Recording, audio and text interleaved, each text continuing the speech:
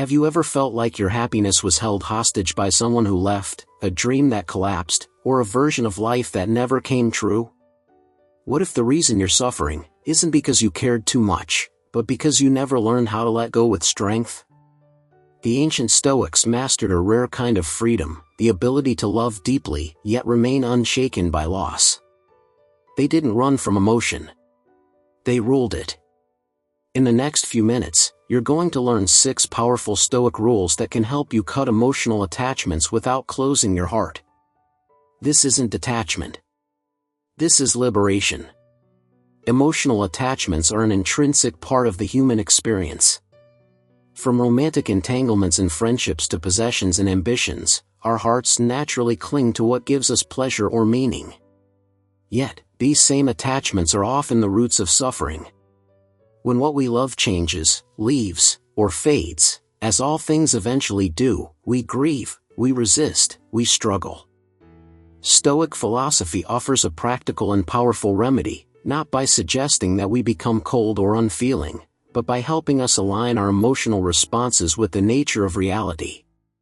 The Stoics teach us that freedom and tranquility come not from the elimination of emotion, but from learning how to govern it. Here are 6 Stoic rules for cutting unhealthy emotional attachments and regaining inner peace. 1. Understand the nature of impermanence. The foundation of Stoicism is the acknowledgement that everything is impermanent. People, places, objects, and circumstances, none are guaranteed to last. What the Stoics teach is not detachment from life, but detachment from illusions about life. To cut an emotional attachment, first see clearly that what you're attached to is temporary by nature. Relationships can end. Fortunes can vanish. Beauty fades.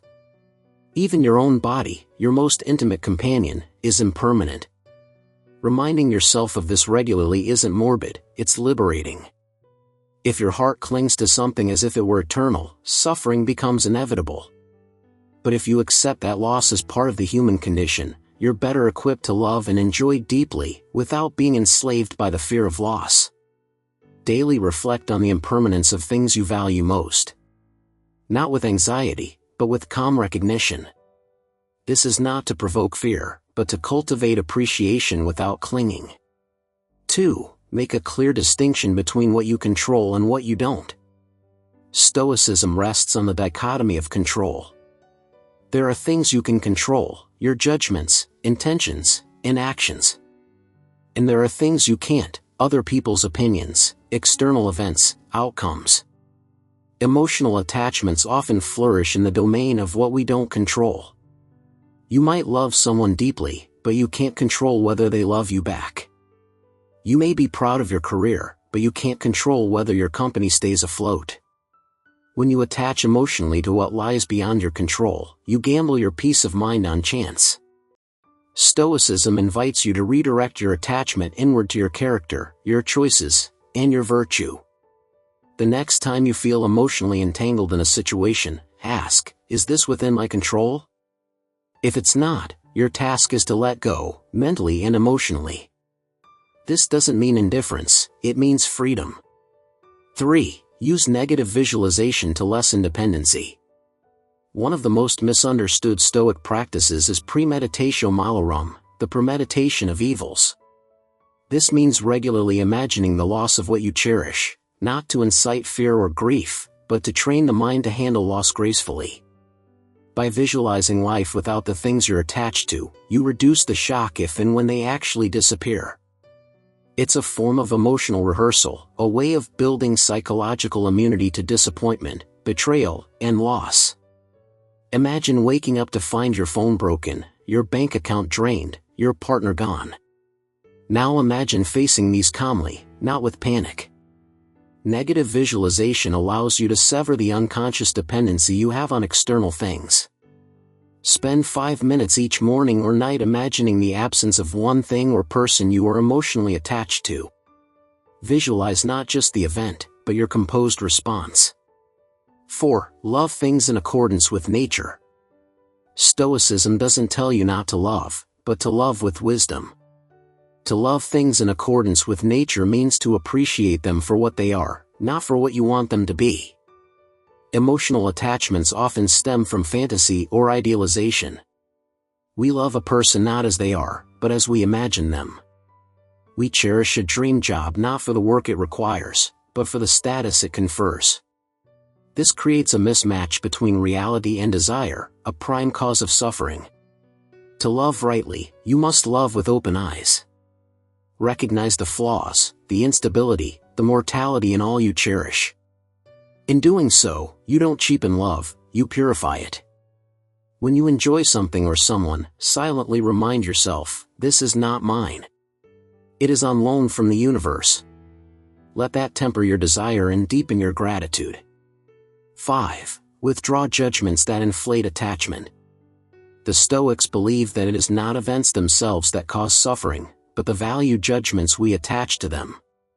If you believe that having a certain person in your life is essential to your happiness, you will suffer when they leave. If you believe that losing money is catastrophic, you'll panic when your finances dip. Cutting emotional attachments requires dismantling the thoughts that inflate them. Ask yourself, what am I telling myself about this? Often, you'll find that it's your mental narrative, not the object of attachment, that's causing the most pain. By withdrawing or revising your judgments, you reclaim power over your emotional state. You don't have to stop caring. You just have to stop overvaluing.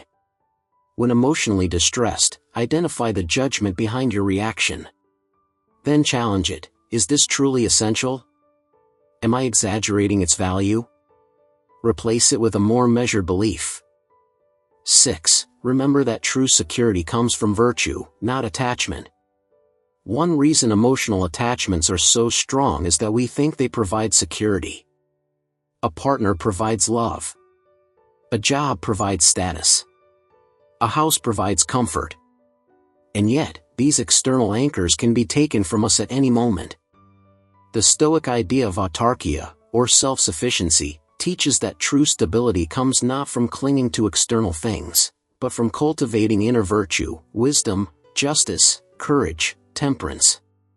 These are the only assets that cannot be stolen, lost, or corrupted. When you build your identity around what you do, not what you have, emotional attachments start to loosen. You stop needing others to fulfill you. You can enjoy them, support them, and love them, but without being dependent. Spend time each day reflecting on your virtues. What kind of person are you becoming?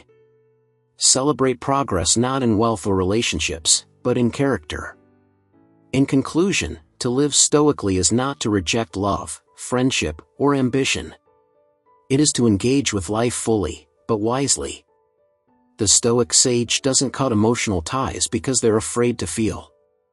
They cut the unhealthy ones to preserve their peace and live in alignment with reality. Cutting emotional attachments does not make you a cold person. It makes you a free one. It enables you to love without clinging, to strive without anxiety, and to grieve without despair. That, the Stoics believed, is the highest kind of strength. When you start to let go, not of people, but of the illusions you build around them, you begin to feel something deeper than pleasure or pride. You begin to feel tranquility. And that, for the Stoic, is the ultimate goal. If you enjoyed this video, please like and subscribe to the channel for more content like this.